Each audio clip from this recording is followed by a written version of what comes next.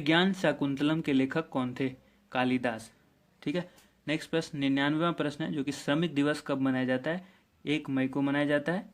अगला प्रश्न देख लीजिए, ओडिसी किस राज्य का शास्त्रीय नृत्य है? यह है ओडिशा का। अगला प्रश्न है, भाखड़ा बांध किस नदी पर बनाया गया है? यह सतलज नदी पर बनाया गया भाखड़ा बांध। 102वां प्रश्न है, ठीक है, क्वेश्चन नंबर 102, भारत का क्षेत्रफल जो है वो कितना है?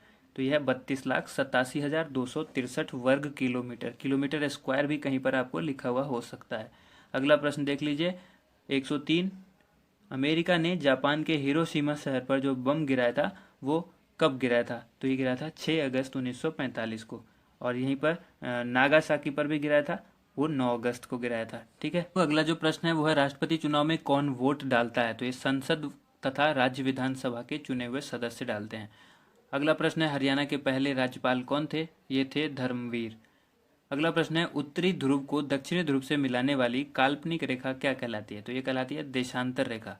उत्तरी ध्रुव को दक्षिणी ध्रुव से जो मिलाती है वो रेखा कौन सी कहलाती है? काल्पनिक रेखा कहलाती है। ठीक है। अगला प्रश्न देख लीजिए, देशांतर रेखा कहलाती है। जो काल्पनिक रेखा होती है उसको कहते हैं देशांतर रेखा। अगला प्रश्न है, 107वां, महात्मा गांधी की हत्या कब और किसने की थी? ठीक है। 30 जनवरी 1948 को की गई थी इनकी हत्या, और ये की थी नाथूराम गोडसे ने। ठीक है, नाथूराम गोडसे ने महात्मा गांधी की हत्या कर दी थी।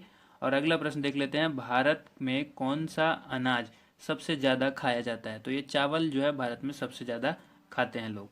अब अगला ये 109वां प्रश्न है, थल सेना दिवस कब मनाया जाता है? 15 जनवरी को थल सेना दिवस मनाया जाता है। और राजस्थान के माउंट आबू स्थित दिलवारा के मंदिर जो है वो किस धर्म से संबंधित है? राजस्थान के माउंट आबू स्थित, ठीक है, दिलवारा मंदिर कहाँ स्थित है? राजस्थान में। कहाँ? माउंट आबू में। और वो मंदिर जो है किस धर्म से संबंधित है? तो जैन धर्म से। एक साथ कई प्रश्न बन जाते हैं। 111वां प्रश्न है, हीराकुंड बांध जो है वो किस नदी पर है? ठीक है, तो ये है महानदी पर स्थित है। अगला प्रश्न, दिल्ली स्थित जामा मस्जिद किसने बनवाई थी? शाहजहां। ठीक है। अगला प्रश्न देख लिए, जो है वो शांति काल का सर्वोच्च सैन्य पुरस्कार कौन सा है? ये मैं पहले भी बता चुका हूँ कई वीडियोज में।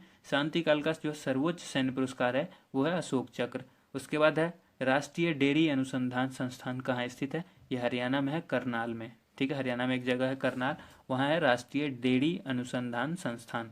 अगला प्रश्न है, भगवान बुद्ध द्वारा सारनाथ में दिया गया पहला प्रवचन बौद्ध धर्म में क्या कहलाता है? तो भगवान बुद्ध ने जो सारनाथ में पहला प्रवचन दिया था बौद्ध धर्म में, उसको कहते हैं धर्म चक्र प्रवर्तन।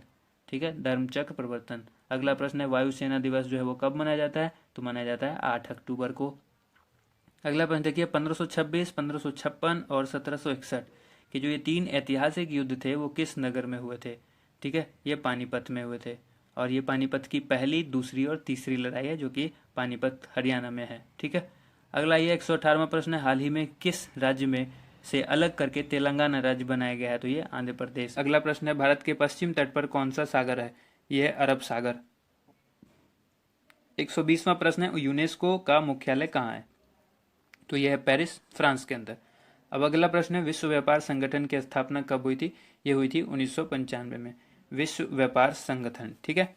अगला ये 122वां प्रश्न है, शिक्षा की किंडरगार्टन पद्धति किसकी देन है? यह है फ्रोबेल की देन है, शिक्षा की किंडरगार्टन पद्धति। अब है, एनसीईआरटी की स्थापना कब हुई थी? 1961 में। तानसेन किसके दरबार में संगीतज्ञ था? अकबर के दरबार में।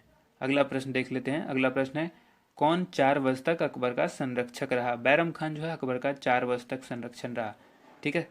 अगला प्रश्न है, पंडित रविशंकर का संबंध जो है किस वाद्य यंत्र से है? बहुत ही इंपॉर्टेंट सवाल है, सितार से है। ठीक है, सितार वाद्य यंत्र से। 127वां, पेनल्टी कॉर्नर का संबंध किस खेल से है?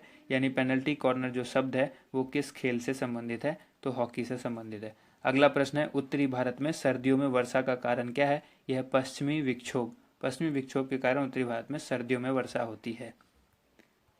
आइए 129वां प्रश्न देख लेते हैं। यह देवधर ट्रॉफी का संबंध किस खेल से है? तो यह क्रिकेट से। रूस की मुद्रा कौन सी है? यह है रूबल। रूबल रूस की मुद्रा है। मुद्रा आपको बहुत जगह की याद करनी पड़ेगी,